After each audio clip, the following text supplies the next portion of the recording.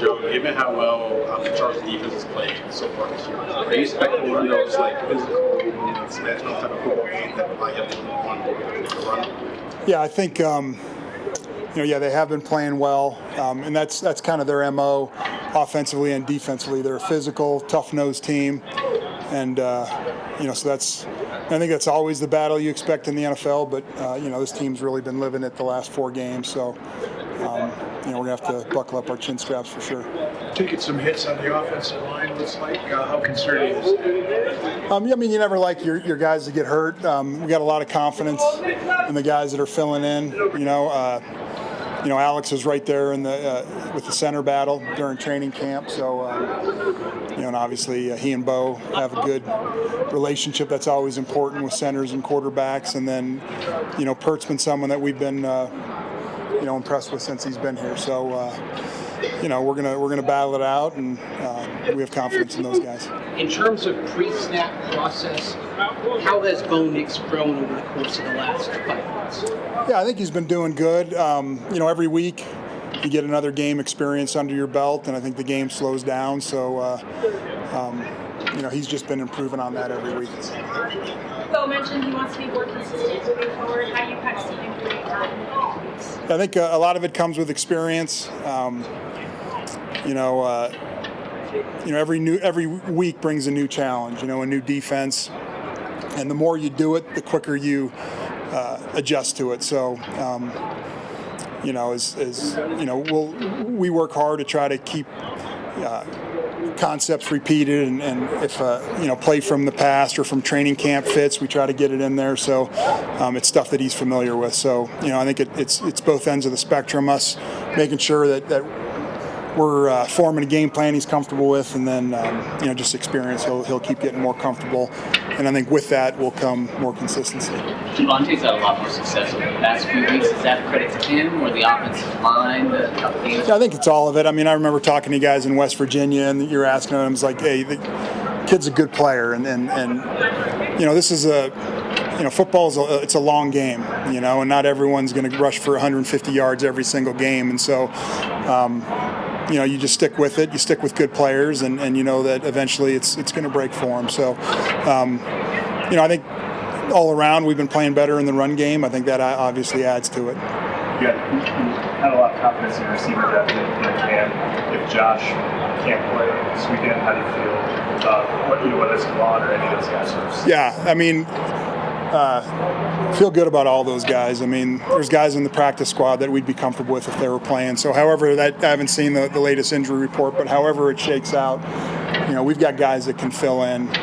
And like I said, you never like your frontline guys to go down, but, our scouting department and our pro personnel department, they've done a really good job giving us excellent depth here. So, we feel we can go forward with whoever has to step up and be competitive. What makes Justin Herbert special? Yeah, I think obviously there's a incredible skill set there. His size. You really don't appreciate how big he is till you're standing next to him. Strong. Obviously the arm talent is off the charts. And then he's incredibly hard worker, very smart. Football is very important to him, and he's a little bit of a perfectionist, and you just add all those things up, and you're going to end up with a great player.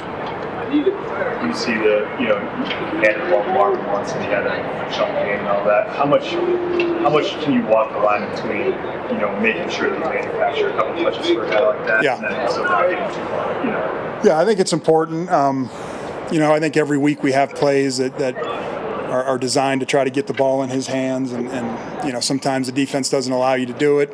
Sometimes you just don't get to it on the call sheet. You might have a play, and as the game's going on, you're like, the way the end's playing, I don't know if we like this play. So it's just a lot of things that go with it. But he's always a guy that, every time you watch him return a punt or a kickoff, it highlights that, he's a guy we like to get the ball to him. And with Troy, obviously, you had a shot that you almost hit. Yeah, yep. There's been a few of those so far. How much does even that help, or how much do you need to hit a couple of those? Yeah, we had a good spear to him during that game. He had a good practice. So, it's a little bit like Javonte. We see it, and we know it's there, and we wish he would have hauled in that one pass, but man, the talent's there, and just keep working them, and it's gonna come. Hey, good afternoon. Good to be with you, especially after a win last week. Conference opponent, division opponent at home. That place was rocking and played well. Good to be part of the victory. Complimentary football. Got the return game going there with a 40-yard kickoff return and then the long return by Marvin there. So just waiting for more pitches to hit. So got the Chargers coming in here, good group, good special teams unit. So we're ready for the challenge. With that, questions? Trayvon's not a guy. I mean, you obviously value him a lot on special teams, and he's made plays maybe in the coverage unit, but it might be his first big one here as a return. Yeah, well, when Traymon came to us, he brought a lot of skills to the table. Obviously, you mentioned the coverage. He's been an excellent blocker. If you watch the tape on the long return that Marvin had, he does a really good job of locking up his perimeter player, but he does have kickoff return experience. He did it in Houston, actually had a touchdown out there. So that's one of the great things about him is he brings a lot of skills to the table, and he's been very valuable for us over the last couple of years. Late in the game last week, it looked like there was an intentional kick out of bounds for a field position advantage. Could you take us through what the thought process was as coaches there and trying to utilize the rules to your best? Yeah, it was. So really the ball can be spotted in a couple different locations. Number one is if you hit the ball into the landing zone and it goes into the end zone, that goes out to the 20. If you just kick the ball deep, that goes out to the 30. So those are two options. And then the middle option there is just to kick the ball out of bounds because it goes 25 yards from the spot of the kick, which is the 25-yard line. So as we thought through that process, that option made the most sense to us. So just kick it out of bounds. You don't risk any type of return. Ball gets out to the 25, so you gain those extra yards in the field position game. Where in the game planning process, was that as soon as the rules were out, you guys pegged that one, or is that one as you go through the machination? Yeah, so this kickoff coverage, kickoff return rule is dynamic, right? And so as it evolved and such, that is one of the rules that pertains to this new play. So that's an evolution. It wasn't like one day, like, oh my gosh, it was just looking at it and evaluating, how you can do different things with the rules. So that's not the only, there's other things involved in it, but yeah, it seemed a little bit unique, but at that time it was the best decision. After 5 weeks, do you feel like it's dynamic? It's truly dynamic kickoff, or do you think there'll be more changes next year? There might be. I think that you're getting that spot, and what do I mean by that? From the information that I've gotten is it's a safer play, and you are getting more returns than you had last year. I don't think you were ever going to have this explosion of returns where the return rate was going to get to 75-80%. I don't think that was going to happen, but there has been an uptick, and I would suggest to you as the weather turns here as we get later in November and December, I think you're going to have more return opportunities. From our standpoint, especially with the personnel that we have, we're just waiting for more pitches to hit, and I think you saw that on Sunday with the long return from Traymon that set up a score, and also the return from Marvin that set up a score. So anytime we can be part of that complementary football, it's excellent to be a part of. Time for two more. How is it having JL Skinner back after his 2 games earlier? Yeah, JL's another weapon for us. So good it's really good to have him back. He's a dynamic player, a player that's evolving into the special teams roles, whether it's covering. He had a nice tackle on one of the Raiders' returns there on Sunday, or in his blocking role. So he's an integral part of what we're doing. Talked about the importance of the practice squad guys and special teams in the last 2 weeks. I think you turned over maybe more than a third of those spots. Do you notice an uptick in catching guys up when you have a run like this? Yeah, so it's just, again, it's dynamic, and I think Coach Payton had talked about this. You're using the whole depth of the roster now, not only the guys that are on your active roster, but also your practice squad guys. That's why you see these elevations going up and down. Bailey's an example of that, I think, and it's just good to have some good football players and to have those tough decisions that you got to make, because as you pointed out, there is value on our practice squad, and as we've shown, we've used it to help us win some games. Just the way that Brandon and PJ put it together so far, and what has gone into them being such a good pairing and sort of the unique way that you've used them? Well, just time on task. Obviously, those two guys are college teammates, but they've never played pro ball together. It's just time on task. For our defense, safeties are almost like hybrids, some corner, some safety, some nickel, so those two guys fit our profiles as far as the range and the pass game, open field tackling, the blitz ability, the ball skills. So it's a certain profile that we want for safeties, and both guys fit it well. For Riley, going into when he was a rookie, there was so much talk about his athleticism, his speed. I was going to talk about trade as well. But is there something about his game that maybe stood out to you outside of that, or kind of caught you by surprise? No, I mean, in the draft process, you can see the movement stuff. You can see the speed, the stop and start ability. So the movement stuff was never an issue. The college tape is like everyone's college tape. You watch for traits, right? I mean, he's playing more quarters in college, so it wasn't a bunch of man stuff, but you can see the movement and the ball skills, the stop and start, the long speed. Football IQ was high on tape. He was tough. He could tackle. So no different than any, young player in college. The traits are what matters, and once you acquire a player, you kind of teach him how to play man and play certain zones and play to your system. So it was a normal evaluation. He was a really good college player, so I'm not surprised that he's a good player here. AJ, how important is it this much nickel defense these days? Yeah. Corners who really tackle. Absolutely. It's a space game, and everything that we're seeing in this new NFL is matchups, right? They're making everyone play one-on-one, from the D-line to the nickel to the corner to the safety. So, it's so much pass game, RPOs. It's one-on-one football a lot. So having guys who can really run and tackle an open field, who can cover ground quickly, who can cover up mistakes on the second level is very important these days. Vance, you've said, you're never obviously blitzing just to blitz, and every game plan is unique, but what are some of the foundational things that have to be in place in order for you to be able to blitz pretty frequently like you guys have? It changes weekly, and again, guys, most blitzes are not just pass blitzes, right? You have run blitzes, you have sim blitzes that look like 5 but only 4.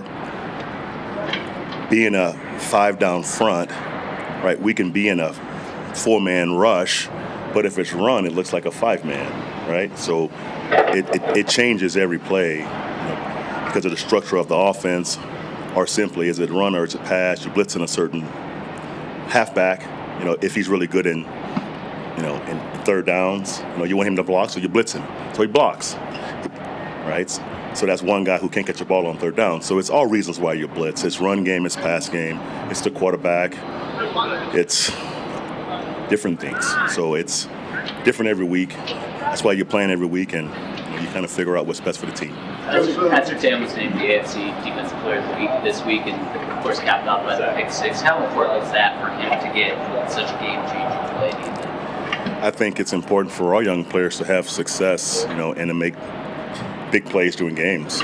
As a coach, you're coaching and preaching certain techniques and certain eye placement and certain things that allow them to make big plays. So when they make the big play, kind of justifies your coaching and his technique and his teaching. So it's always fun to watch guys make big plays. Man, that was a huge play for us on Sunday.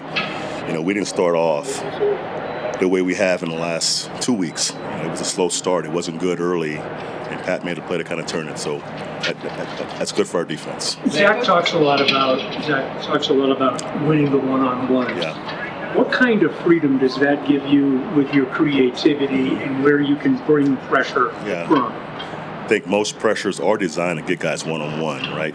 You rarely have a free runner. That comes with a lot of taking chances, So most base pressures are designed to get guys one-on-one, or you're attacking the front to make them block one-on-one. That's running pass game alike. So it's important, once they get one-on-one, who can win their one-on-one is huge for us. And fortunately, we have guys who can do that up front. We got 5 guys in our base front that can all win one-on-ones, and it helped me be aggressive especially on early base downs. Vance, Pat always talk still about getting better, but in year 4, he's really darn good. Champions talking about Brady, as all these people talking about. the best corner in football. So how much better can he get? And then when you get around guys like Vaughn or J.J. Watt, just not getting to that level and then sustaining, like, how can a coach help him sustain?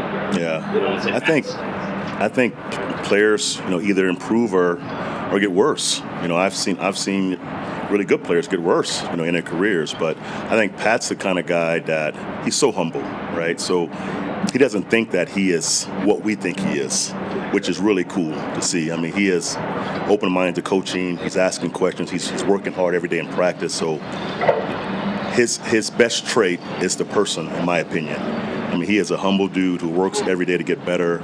He's never not detailed in his job description.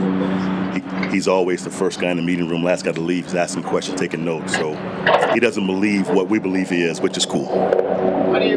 How's Herbert different in great roles? I think he's the same player. I mean, he's a big guy, athletic. He can make every single throw. He can scramble on third downs to make first downs. But it's a different system. It's a run-first system. It's a two-back system that most teams don't play with fullbacks anymore. But it's different for him. But it allows him to get a clean picture in the pass game, because to stop this unit, it's got to be a heavy box and single high coverages. So it cleans the quarterback's reads, So he's not seeing single shell coverage. He's not seeing simulated pressures a lot on first, second down because it's heavy run. So it cleans his reads for him. But it's a different offense. It's not what we've seen from these guys in the last couple of years. It is run first, run second, and quick game and play action pass. So it's a different, unique, old school, I would say, offensive football team. Coach, for you personally, with the ups and downs of this league, and you've been in this league for a long time, how do you kind of just stay true to yourself and trust your process? Yeah, that's a great question. I mean, it's a league of 17 weeks, but every week it's a season. It's so much work that goes to these weeks, and the wins feel like you can't ever lose again, and the losses feel the total opposite. So it's a huge investment each week, and so your thought process, your time, your energy all goes into that 1 week. So you don't have time to kind of, even when it's good, to celebrate too long. After the game, man, 24 hours, it's over. And that's win or lose. And the teams in this league who can get back to, again, baseline of correcting and getting better quickly, they can win the next week with no guarantee. So you don't have time to kind of celebrate the good or kind of live the bad. You just move on quickly. Did your head coach experience help you with that, or is that kind of ingrained with you, that mindset of moving forward quickly, just right when you enter? That's most coaches in this league and most players. You have to have that. If you don't, you can't correct quickly and you can't rebound from adversity. Every team is going to have adversity this year. We had some early. We've had some good fortune, but it's coming back. It happened Sunday. Sunday morning. Our defense had some adversity early, and we played through it. So that's just checking boxes. And I was proud of us how we came out of that, because that was the first time we had adversity in the first drive in about 3 weeks. So it happens daily, it happens weekly, it happens over the month. So just having your guys ready to handle it, that's the key.